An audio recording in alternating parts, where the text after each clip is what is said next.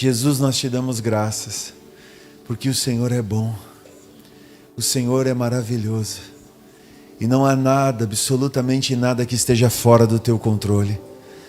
Não há nada, Senhor, nada que nos é acessível que esteja fora do seu controle, porque tudo está nas suas mãos.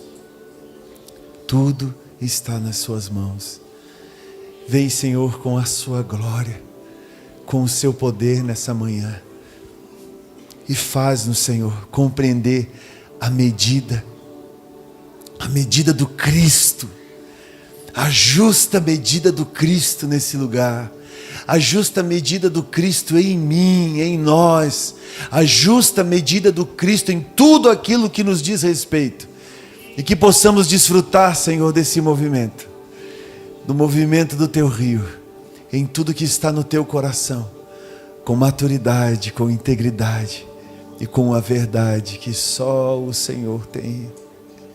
Só tu tens as palavras de vida eterna. Todas as coisas estão em ti.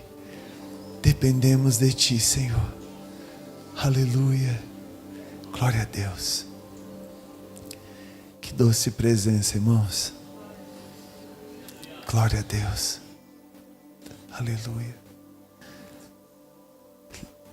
Coloque suas mãos assim no coração. Jesus, esse lugar aqui é teu.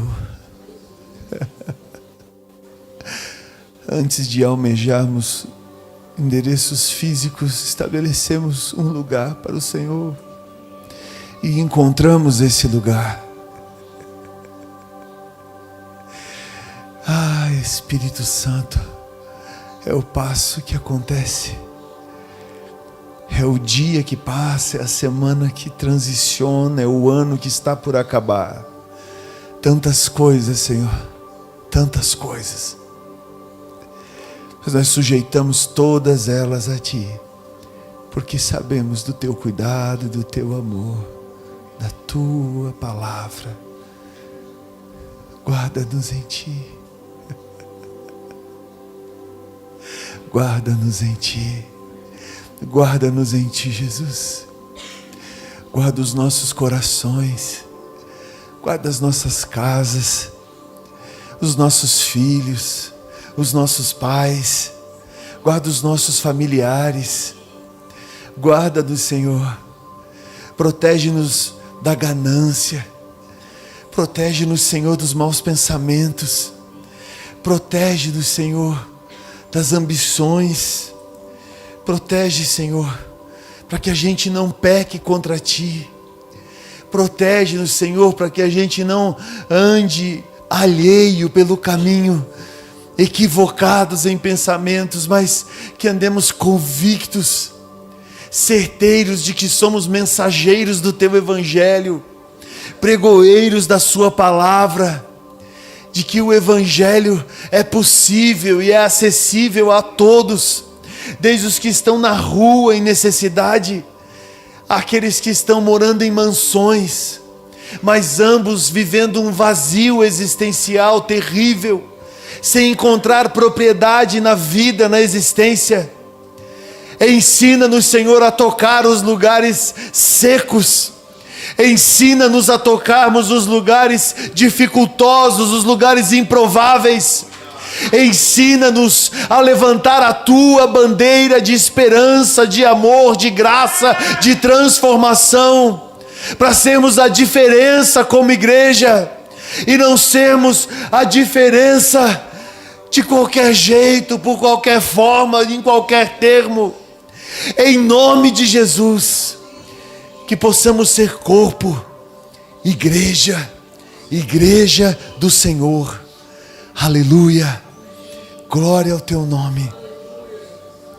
Glória ao Teu nome. Glória ao Teu nome. Cada vez que a minha fé é provada,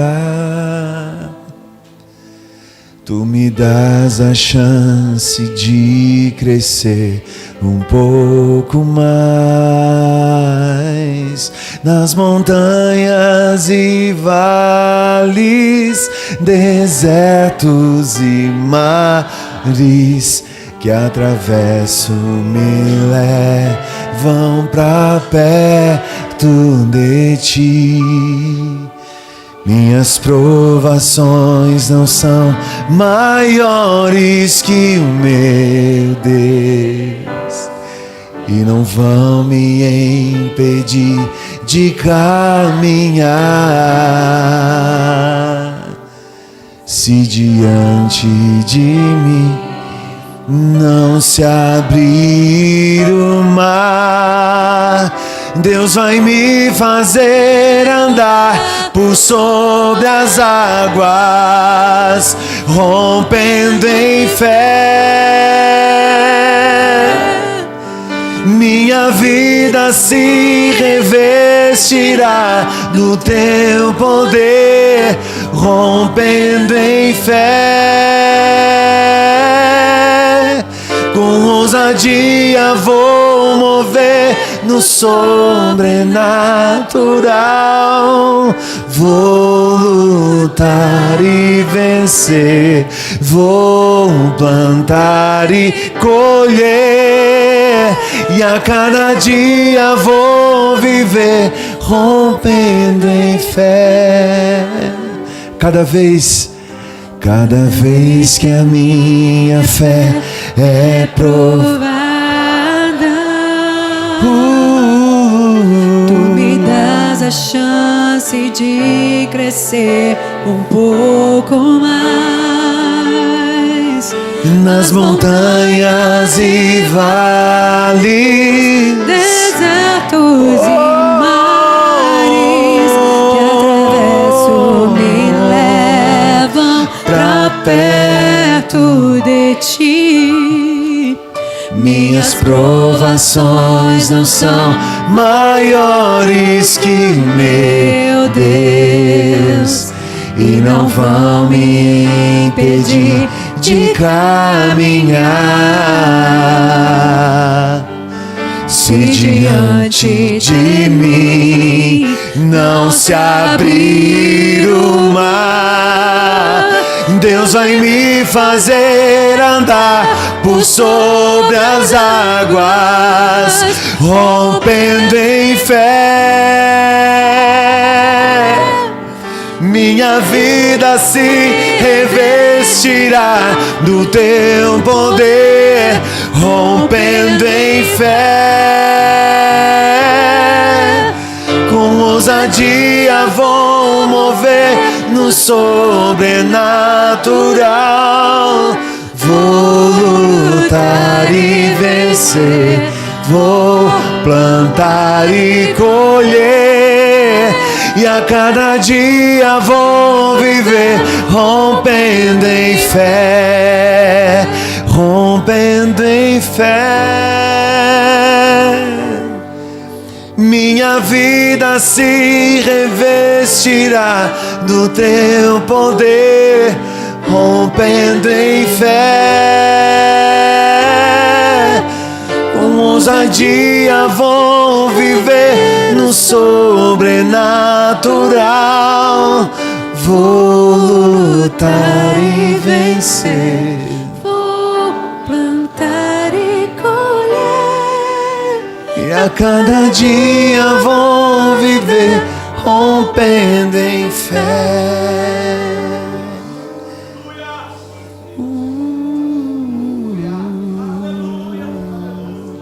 Você pode aplaudir o nome do Senhor?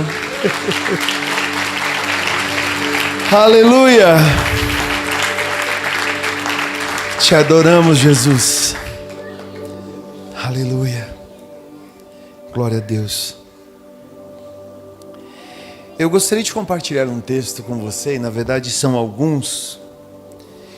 E o Senhor tem nos confiado algumas palavras de um encorajamento absurdo, de uma esperança absurda e de uma compreensão da nossa medida de uma forma absurda. Por que absurda, pastor? Porque é o pensamento do homem. No pensamento do homem não cabe a soberania de Deus.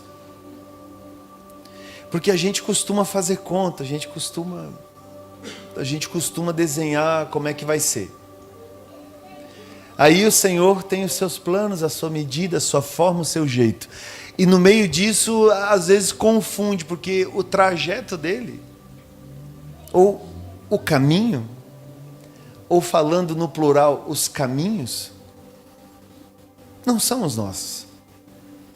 E o olhar de um pai sempre supera a expectativa de um filho. Obviamente, um pai posicionado transforma a vida de um filho que não compreende nos pequenos momentos, nos pequenos gestos, o tamanho da construção ou a da relevância daquilo que está à volta, ou daquilo que vai acontecer logo mais adiante. A compreensão disso é o que o texto de 2 Tessalonicenses, capítulo 1, versículos 11 e 12, nos fala. 2 Tessalonicenses 1, 11 e 12. E aqui eu pego apenas um trecho do todo que Paulo está fazendo ao escrever a cidade de Tessalônica.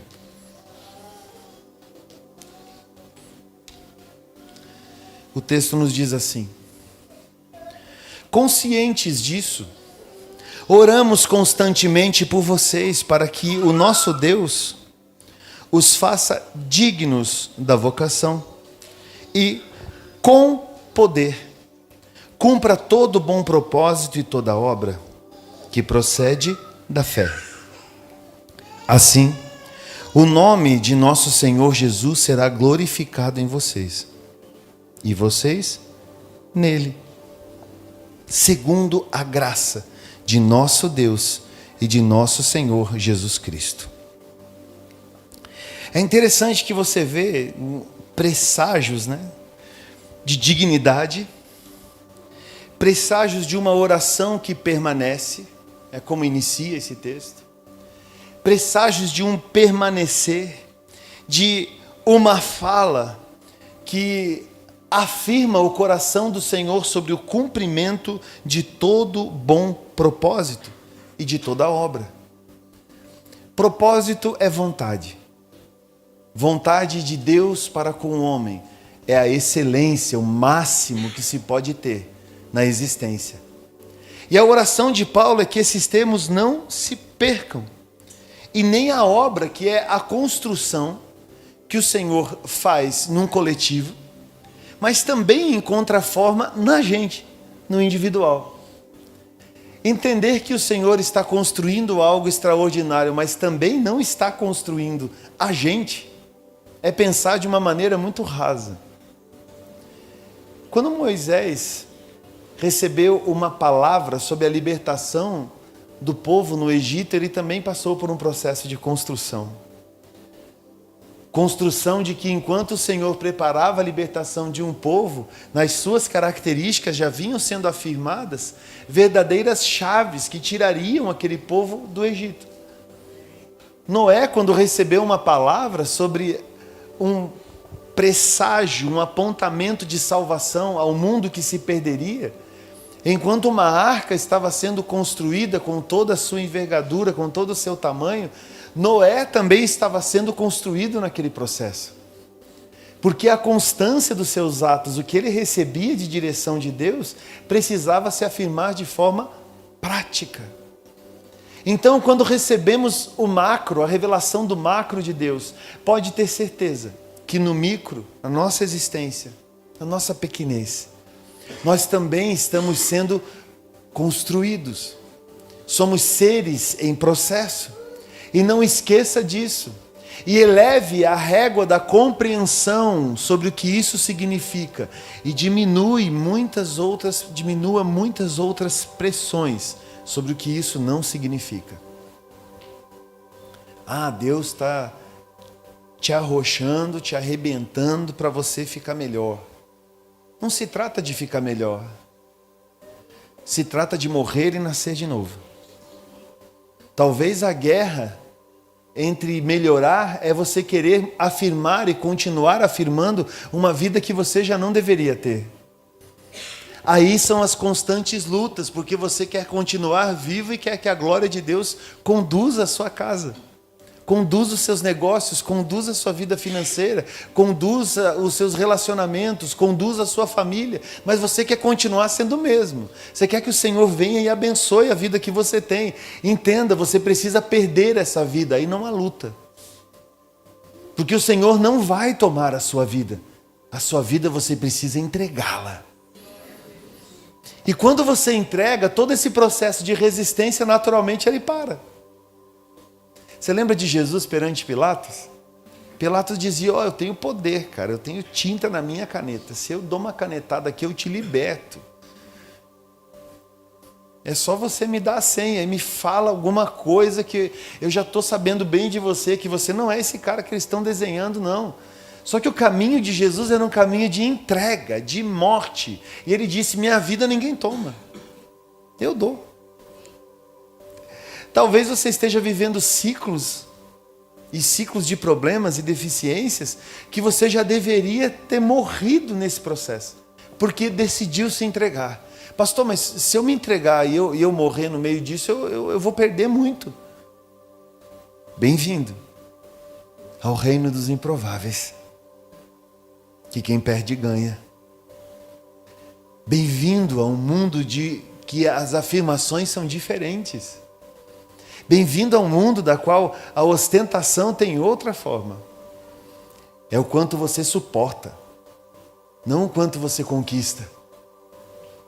Então, no meio dessa caminhada, a gente vai vendo que Paulo vai apontando essa construção e esse bom cumprimento da parte de Deus, e ele conclui de um termo muito interessante, dizendo, assim o nome do nosso Senhor Jesus será glorificado na vida de vocês. Preste atenção nisso. Todo o bem de Deus na sua vida, a partir de um novo nascimento, é para que o nome de Jesus seja glorificado. Não é para que o seu nome seja exaltado, para que o meu nome seja exaltado, mas que o nome de Jesus seja glorificado na minha e na sua vida. É como se o bom propósito de Deus, ao se cumprir na nossa vida, gerasse louvores ao Pai. E aí você se vê como um adorador a Deus, porque decidiu viver o Evangelho, e o Evangelho gera bons frutos, e ao gerar esses bons frutos, se transforma num bom perfume, numa excelente percepção sobre o que de verdade contém as Escrituras. E sempre quando a gente vai caminhando nesse conteúdo extraordinário das Escrituras, nós vamos encontrando Jesus e logo o cumprimento da vontade de Deus na minha e na sua vida, que são coisas boas, não são coisas ruins, acabam exalando esse extraordinário por onde a gente passa. Existem tipos de perfume. Aqueles de fixação boa e aqueles de não tão boa. Eu entendo que o bom perfume de Cristo é aquele que quando você passa e você sai do ambiente, alguém passa por ali e diz, passou por aqui. Talvez não reconheçam a marca, o tipo, a propriedade da fragrância, mas sabe que é bom. E aí você vai vendo que o seu corpo glorificado não é só um presságio futuro. Porque hoje você pode viver o Evangelho e transformar os ambientes aonde você está inserido, ou simplesmente por onde você está passando. Deixando com que esse exalar faça toda a diferença. Curando enfermos. Sendo um missionário de justiça, sendo um missionário do amor, sendo um missionário guardador das verdades do Pai, sendo um missionário libertador na vida de alguém, só porque você decidiu viver Jesus e já não mais a sua vida. Pastor, então eu tenho que abandonar tudo que eu estou fazendo para agora virar para crente e ficar doido igual uma Bíblia embaixo do braço? Não. Você tem que entender a sua medida. Um empresário prosperando, cheio do Espírito Santo, causa tanto impacto na sociedade e na vida de pessoas do que um missionário dentro de uma comunidade terapêutica.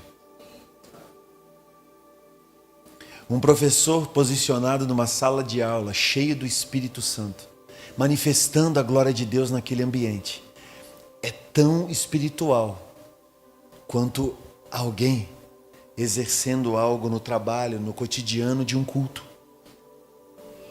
Uma pessoa com uma autoridade nas suas mãos, a compreensão de um cenário, de uma tecnologia, de um tema, de um determinado segmento da sociedade, cheio do Espírito Santo, pode tocar tanto quanto um pastor com o microfone na mão. A questão é que em algum momento a gente ouviu e teve uma expectativa equivocada de que ser do Senhor é deixar e pegar o microfone, uma Bíblia e começar a pregar o Evangelho, esquecendo que o nosso púlpito,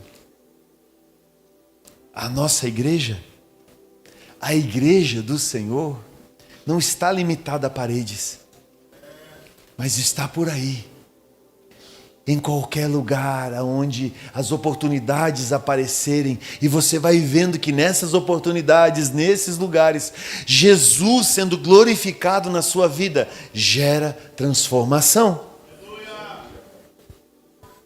Sabe aquela situação que você não consegue mudar já há muitos anos? É essa aí mesmo que você está pensando, isso? Não, esquece a cunhada, é essa aí. Estou brincando. Esquece os parentes, essa situação aí. Com coração no Senhor, com um novo nascimento, Cristo sendo glorificado na sua vida, a partir do que você decidiu viver como o Evangelho de verdade, essa situação vai se resolver não pela sua mão, mas pela mão do Senhor, que é vivo na sua história. Você pode dar um glória a Deus mais forte aí? Que afinal de contas, talvez você esteja desesperado com alguma coisa.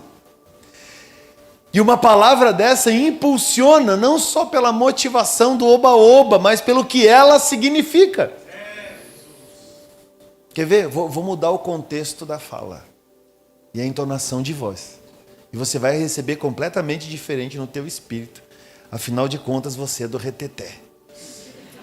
Essa manhã, o Senhor vai se fazer presente na sua história. E é guspo para todo lado, né? E aí você vai ver um milagre acontecer, porque Deus é contigo. Daí você... Daí um levanta e... A mesma coisa, dito de forma diferente, tem o mesmo poder, porque não estamos falando ao ego humano, mas às regiões celestiais. Então destravamos porque percebemos o que está travado e afirmamos no Espírito a verdade do Evangelho, que é poder e glória de Deus em nossas vidas. O poder do Senhor é a evidência do cumprimento do propósito. E a sua convicção é o sinalizador de que realmente estamos no caminho certo. As nossas orações, os movimentos que antecedem os cultos, aquilo que temos vivido enquanto igreja, precisa encontrar medidas de responsabilidade sobre tudo que ouvimos, o que recebemos, para que a graça do Senhor, o extraordinário de Deus, transborde em nossas vidas. Mas precisa passar por aqui, precisa encher aqui primeiro, para depois transbordar. E você não é qualquer um para se contentar com meia fase, meio copo, 1/4 de copo, 2/3 de copo. Ah, tá cheinho, tá bom, né, pastor? Não, não tá bom. Bom é quando transborda e flui. Quando transborda e vai gerando um monte de coisas à nossa volta. Pastor, mas eu ando me sentindo tão acuado, tá difícil, eu ando me sentindo oprimido. Talvez na sua medida seja um processo natural de encolhimento, do diminuir do Senhor, do pegar as palavras que tem recebido e ter certeza que não comporta todas elas. E às vezes você vai recebendo tudo aquilo, você vai se sentindo fraco. Você vai se sentindo impotente. Você vai se sentindo não capaz. Você vai se sentindo atribulado, porque é tanta coisa. São tantas palavras, são tantas coisas que eu tenho ouvido. Como que eu lido com isso? Não sei. E chora. E tamo junto. Porque tem um monte de coisa que eu não sei. Eu não falo isso para me proteger das minhas opiniões ou das minhas ansiedades. Eu só falo isso para dizer no simples da coisa: eu não sei de tudo. E quando vem a dimensão das coisas numa proporção muito maior do que eu posso comportar, geralmente eu sofro isso. Geralmente eu sofro isso no meu corpo, nas minhas noites de sono, nas minhas lágrimas, por procurar entender um caminho e não encontrar, até que o Senhor vem e chancela, deixando claro como as coisas vão acontecer. E aí eu tendo a chancela do Senhor e entendendo quais são os passos, eu já não temo. Continuo me sentindo improvável, mas continuo caminhando, porque agora eu tenho uma lista, eu tenho uma sequência, eu tenho um próximo passo. Eu não tenho todos, eu tenho o próximo, porque eu estou vendo o Senhor agindo na minha vida, na minha dificuldade. O Evangelho não se aperfeiçoa no seu desempenho. O Evangelho, o poder de Deus, se aperfeiçoa na sua fraqueza. Digo fraco, eu sou forte. Ou eu sou aí no meio. Esse eu sou é um apontamento da força do Senhor em mim e em você. Então, Senhor, restaura as minhas forças. É talvez mudar um pouco essa oração. É: Senhor, acelera esse processo e me ensina de uma vez que eu não posso. Vamos resumir essa conversa, tá difícil. Aí eu sou batizado nessa consciência que eu não dou conta mesmo. Pronto, virei para crente de verdade. Aí daqui a pouco eu começo a entender que é o Senhor. Então tocou o telefone, irmão, e é Samsung. Você já viu os memes de toque de telefone também? E aí tá tocando, irmão. E aí, no meio dessa consciência de que você não é capaz, o Senhor se torna a sua capacidade. E você vai andando igual um Zé Mané no meio de um poder extraordinário, de uma glória extraordinária do Senhor que criou todas as coisas. E você é o Zé Mané lá no meio desse assunto. Isso é lindo, porque se o seu desempenho não dá conta, por que você ainda anda orando para ser fortalecido num contexto em que você já deveria ter tirado a mão e seguido caminhando segundo a medida de Cristo em você? Não tenha medo de viver o Evangelho, mas que dá um friozinho na barriga, isso vai dar. Tirar a mão do controle e deixar com que o Senhor conduza é a melhor atitude da sua vida, porque Ele sabe o que é melhor para você. 1 Reis, capítulo 8, a partir do versículo 22. Tem um texto, 1 Reis 8, a partir do 22. Depois Salomão colocou-se diante do altar do Senhor e diante de toda a Assembleia de Israel. Levantou as mãos para o céu e orou: Senhor, Deus de Israel, não há Deus como tu em cima dos céus ou embaixo da terra. Reconhecimento. Tu que guardas a tua aliança de amor com os teus servos, que de todo o coração andam segundo a tua vontade. Preste atenção. Tu que guardas a tua aliança de amor com os teus servos, que de todo o coração andam segundo a tua vontade. Cumpriste a tua promessa a teu servo Davi, meu pai. Com tua boca prometeste, com tua mão a cumpriste, conforme hoje se vê.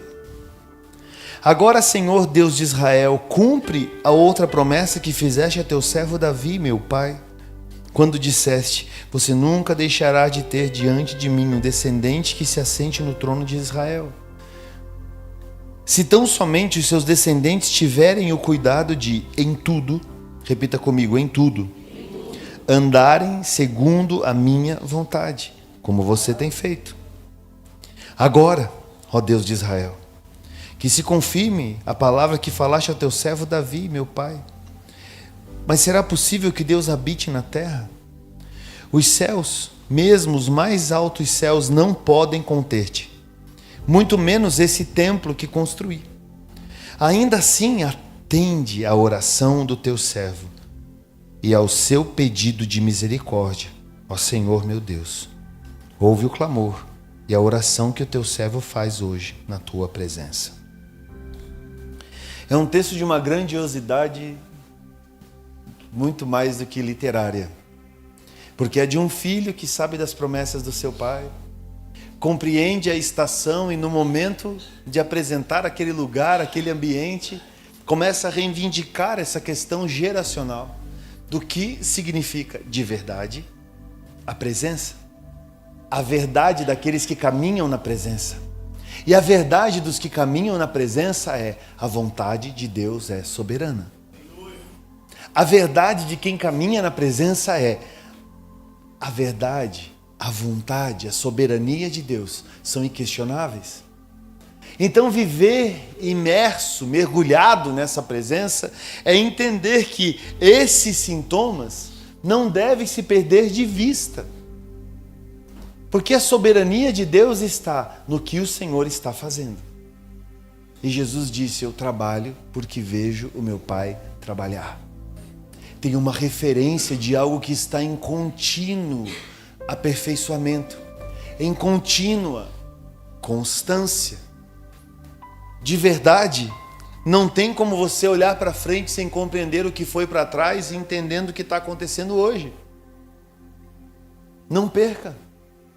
Não busque caminhos alternativos ou rotas, atalhos, outras coisas que vão te roubar. E talvez no remoer de muitos assuntos, vão trazer em você sentimentos que são completamente desnecessários. Lembra quando eu falei no início? Quando você vê que algo saiu do seu controle, não é hora de você tentar embaralhar tudo de novo. É hora de você dar 2 passos para trás e perceber o que está acontecendo. E trazer à sua memória aquilo que em algum momento te fez se movimentar. Por que você congrega? Por que você serve ao Senhor? Por que você decidiu entregar a sua vida a Cristo? Quais foram as experiências que você teve até hoje? Mais do que uma circunstância a ser embaralhada, talvez é a percepção de um todo que ainda está em processo e requer de mim e de você paciência, para que a gente não perca o tempo, não perca o time com tudo aquilo que não edifica. Olha que interessante. Observar as coisas de uma maneira irresponsável é clamar por uma justiça que vai estabelecer um juízo. E um ciclo de justiça que estabelece um juízo talvez é algo que falhou, ou não seguiu ao fio da letra o que deveria seguir. E aí quando você vem para isso, você perde o tempo em um clamor, em algo que talvez você só deveria dar 2, 3 passos atrás e glorificar a Deus por tudo o que Ele já fez. E ao invés de ficar remoendo a perda, literalmente estabelecer um altar, não de lamentação, mas de gratidão. Porque um altar de gratidão é irresistível aos olhos do Senhor. Um altar de lamento talvez pode ser julgado pelo Senhor. Edificação da mão de quem não soube agradecer por tudo que viveu até hoje. Eu não quero ser aquele com o microfone na mão por anos na minha vida, que eu não sei quais são. E no momento de se encontrar com o Senhor, ser simplesmente vomitado e ainda tentando justificar que eu preguei, expulsei demônios, amei, fiz obra social, toquei, cantei, dei aula, fiz um monte de coisa. E Jesus dizia: eu não te conheço, gordinho. Nem te sigo no Instagram, não sei quem é você. E aí então o meu mundinho só vai ter um extrato de uma transparência que sempre foi. Só que eu achava. E a gente não está mais para viver tempo de achar, não, irmão. Maturidade. Confiança em Deus. Deus disse, disse. Deus falou, falou. Deus direcionou, direcionou. E agora, o que a gente faz? A gente vive essa vontade. Termos e territórios, ações, geografias espirituais não são homens que definem. Quem define isso é Jesus. Quem define isso é o Eterno. E essas jurisdições precisam ser compreendidas. Repito, no micro e no macro. O que te diz respeito, te diz respeito. Seja responsável pelo que te diz respeito. Agora, o que não te diz respeito, por favor, tire a sua mão. Porque talvez você está tocando em coisas que ainda não está preparado para tocar. E fazendo isso, um mal virá sobre a sua vida, de pressões completamente desnecessárias.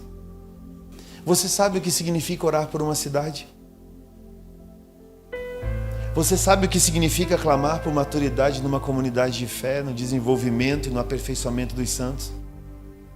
Você sabe o que significa colocar a mão na cabeça de alguém e declarar a vida de Deus sobre aquela pessoa?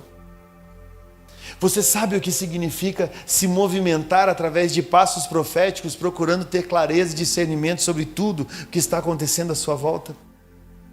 Isso sempre nos será como um apontamento de justiça. Afinal de contas, seremos aferidos por tudo aquilo que denunciarmos. É à medida em que eu me movo, eu também estou sendo aferido. Então, oração, jejum, consagração, estabelecem níveis de autoridade sobre determinadas questões. Agora, por favor, se responsabilize por isso antes de manifestar algo. Porque senão a manifestação vai ser corrompida ou suja, talvez equivocada. Porque ainda não se entendeu de verdade o que significa jurisdição. Jurisdição, responsabilidade sobre algo, sobre um lugar. Jurisdição, autoridade sobre algo, sobre um lugar. Manifestação do poder de Deus é um lugar do qual o território você já estabeleceu o senhorio de Cristo ali e vive essa vida de verdade. Não só porque ouviu na internet, mas porque assumiu um estilo de vida que emana o bom perfume de Cristo. Esse organismo fluido, ele é afirmado pelo Senhor. E é como água mesmo. É como um rio que segue o seu caminho. Um rio que segue o seu caminho, ele não pode ser contido, e ainda que seja contido, em algum momento ele vai extravasar. Então aquilo que Deus faz, por mais que a gente queira reter, em algum momento ele transborda, porque o rio não é nosso. Apocalipse capítulo 22, versículos 1 ao 5 diz, Apocalipse 22, do 1 ao 5. Então o anjo me mostrou o rio da água da vida, que, claro como um cristal, fluía do trono de Deus e do Cordeiro no meio da rua principal da cidade. De cada lado do rio estava a árvore da vida, que frutifica 12 vezes por ano, uma por mês. As folhas da árvore servem para a cura das nações. Já não haverá maldição nenhuma, o trono de Deus e o Cordeiro estará na cidade. E os seus servos o servirão, e eles verão a sua face, e o seu nome estará na testa deles. Não haverá mais noite, eles não precisarão de luz na candeia, nem da luz do sol, pois o Senhor Deus os iluminará, e eles reinarão para todo sempre. É um cenário fantástico. E no meio desse cenário, o que gera a liga é um rio. E não é um rio futuro. É um rio que hoje está fluindo. É um rio que hoje, nas suas correntes, estabelece essa autoridade. E essa autoridade estabelecida pelas suas correntes precisa ser discernida por mim e por você. É entender de verdade para onde as coisas estão indo e como elas estão caminhando. Eu não estou falando da nossa comunidadezinha de fé, pequenininha, que é linda, cheia de virtudes. Eu estou falando do Senhor de toda a terra, que decidiu através desse igarapézinho fazer alguma coisa também. Então você olha o todo, compreende no micro. Não, pastor, mas eu acho que devia ser tudo diferente aqui. É mesmo? Qual é a visão que você tem? A crítica a alguém? Ou uma limitação? Ou realmente um fato? Ou realmente uma diretiva? Ou realmente alguma coisa que na sua cabeça, no seu espírito, na sua história de fé, já deveria ter encontrado forma? Pastor, mas como que lida com isso? Eu tenho um monte de ideia. A gente conversa. E pela medida da casa é aferido se executa ou não. A questão é ficar nisso num liquidificador e nunca chegar a nenhuma conclusão. E conclusões que não se chegam talvez se tornem murmurações do porquê não ou do porquê sim. Se eu estou dizendo para você que muitas das medidas que o Senhor está manifestando nessa casa requerem ainda muito joelho no chão e muita oração para se estabelecer e manifestar, talvez você esteja num lugar extremamente elevado para ter certeza sobre coisas que eu ainda não tenho. E se você está nesse lugar, por favor, segure na minha mão e me chame para um discipulado, para a gente sentar e entender de verdade o que isso significa. Agora, não faça isso de forma imatura. Isso não é presbitério. Maturidade é apontar o caminho e dizer vamos juntos. E não dizer eu vou. Isso dói. Isso mata. Isso arrebenta com uma família. Quem dera a expectativa das pessoas em viver o Evangelho, que dependem de presságios de um coletivo que apontam maturidade naquilo que se faz. Esse rio que existe hoje precisa ser compreendido como um balizador. Pastor, o que é um balizador? É uma proteção. As coisas estão indo, vamos entender nossa medida e vamos nos mover. Não compreender a correnteza é perder a oportunidade do que essa correnteza é capaz de gerar pelo caminho, que são frutos, vida, cura, milagres, sinais extraordinários que transformam tudo à nossa volta. Não coloque a mão no que não foi comunicado pelo céu. Vai dar errado. Tire a mão do que não foi afirmado pelo céu. Não vai rolar. Afirme aquilo que foi afirmado pelo céu. E aí você vai entender de verdade o que você precisa estabelecer na sua vida e o que você precisa tirar de lá. Foi o Senhor quem disse? Foi. Não foi o Senhor quem disse? Não foi. Pastor, eu tenho dúvidas, foi o Senhor quem disse ou não? Batize esse entendimento no Espírito Santo e você vai entender o que significa de verdade entre o sim e o não. Afinal de contas, dúvidas não estão no coração do Senhor, porque Ele é a própria convicção na pessoa de Jesus Cristo. Você está me entendendo? Isaías, capítulo 40, a partir do versículo 1, nos diz: Consolem o meu povo, diz o Deus de vocês. Encorajem Jerusalém e anunciem que ela já cumpriu o trabalho que lhe foi imposto. Pagou por sua iniquidade e recebeu da mão do Senhor em dobro por todos os seus pecados. Uma voz clama no deserto: preparem o caminho para o Senhor. Repita comigo: no deserto, preparem o caminho para o Senhor. Esse texto não está dizendo para você preparar o caminho do Senhor num lugarzinho gostosinho, maravilhosinho. Está dizendo que em meio ao caos é onde você viabiliza para que Cristo se manifeste. O deserto é um lugar de limitação. É um lugar talvez de intimidação. É um lugar onde você se sente ali. E agora, o que eu faço? Prepare um caminho para o Senhor. Porque em meio às adversidades é onde você vai de verdade manifestar aquilo que está no seu coração. De que forma, pastor? Só gritando e chorando? Não.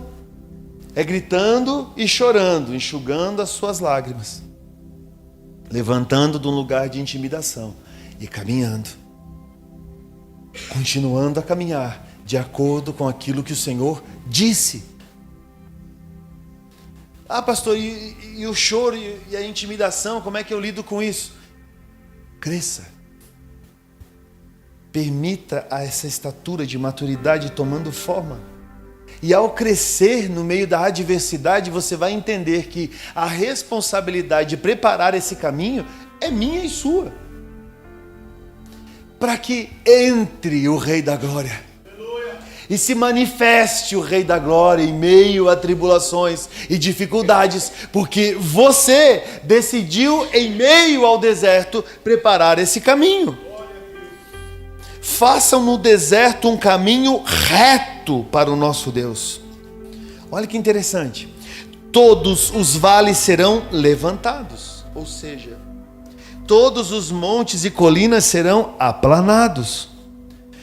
Os terrenos acidentados se tornarão planos. As escarpas serão niveladas. A glória do Senhor será revelada e juntos todos a verão. Isso é muito doido. Pois é o Senhor quem fala, uma voz ordena, clame. E eu pergunto, o que clamarei? Que toda a humanidade é como a relva e toda a sua glória é como a flor da relva. A relva murcha e cai a sua flor, quando o vento do Senhor sopra sobre elas. O povo não passa de relva. A relva murcha e as flores caem, mas a palavra do nosso Deus permanece para sempre. Olha que interessante. Você que traz boas novas, repita comigo, boas novas. São boas notícias. Você que traz boas novas a Jerusalém. Erga a sua voz como num alto monte.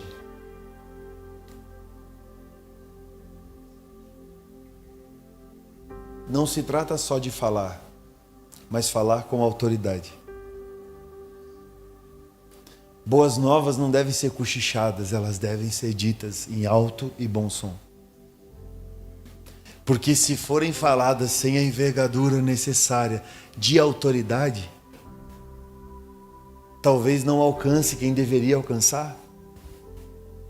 As boas novas do Evangelho continuam sendo Cristo. As boas novas do Evangelho continuam sendo. E entender esse alto monte, segue o texto. Você que traz boas novas a Jerusalém, erga sua voz com fortes gritos, erga, não tenha medo, diga às cidades de Judá, aqui está o seu Deus, o soberano Senhor vem com poder.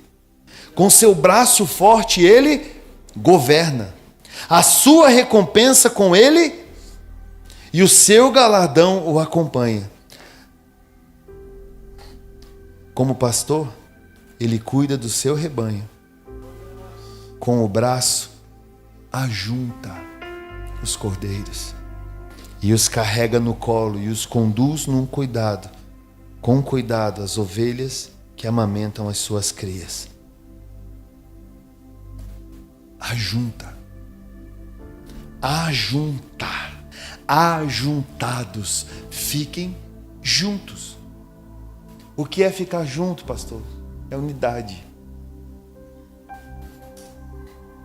Distanciamento, problema. Proximidade, solução. A unidade das pessoas em Atos 2 sobre a descida do Espírito é só o resultado do quanto eles decidiram ficar juntos em obediência a Atos 1. Se Atos 1 não fosse obedecido, Atos 2 não existiria. O que é um ajuntamento, pastor? Está por perto. O que é permanecer, pastor? É insistir no negócio. E o que isso transforma na minha vida? Níveis de autoridade sobre o que se vive, não só pelo discurso, mas pela prática do que é o Evangelho, do que é Jesus na minha e na sua vida. Eu compartilho essa palavra com você nessa manhã, para que você entenda que esse caminhar requer de mim e de você dedicação. E essa dedicação sempre vai pegar a gente pela mão e não pelo braço. Nunca vai nos puxar, mas vai nos conduzir. E viver isso enquanto igreja é entender o cuidado que está em ser conduzido. E quem o faz é o Senhor, como afirma o texto. O Senhor que é o pastor das ovelhas e as ajunta, para que nesse ajuntamento haja um cumprimento segundo a identidade de um coletivo. Se coloque em pé, por favor.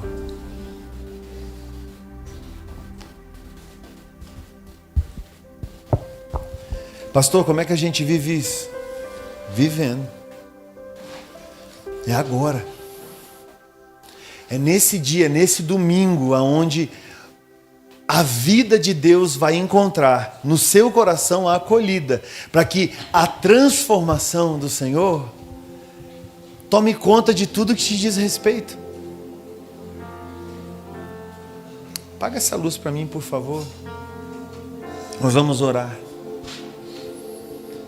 E que em nome de Jesus você consiga discernir a estação em que você está vivendo. Consiga discernir a estação em que você está vivendo. Por primeiro, é a estação em que você está vivendo. Depois busque relevância. Busque discernimento sobre aquilo que está acontecendo com os seus, à sua volta. E depois um pouco mais de discernimento para estender isso para o teu condomínio, para o teu prédio, para a tua casa. E depois você vai vivendo isso pela rua, vai entendendo a quadra. Já está falando do bairro, já está entendendo a cidade, começou a elevar o nível e começou a perceber. E o Senhor, nisso, vendo maturidade, compartilhou o seu coração com você sobre determinados assuntos dos quais você se comprometeu.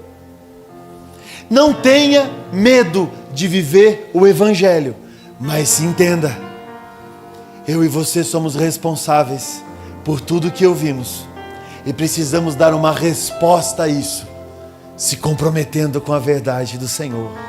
A verdade do Senhor é poderosa, ela liberta e nos posiciona para a vida. Eu tenho um Deus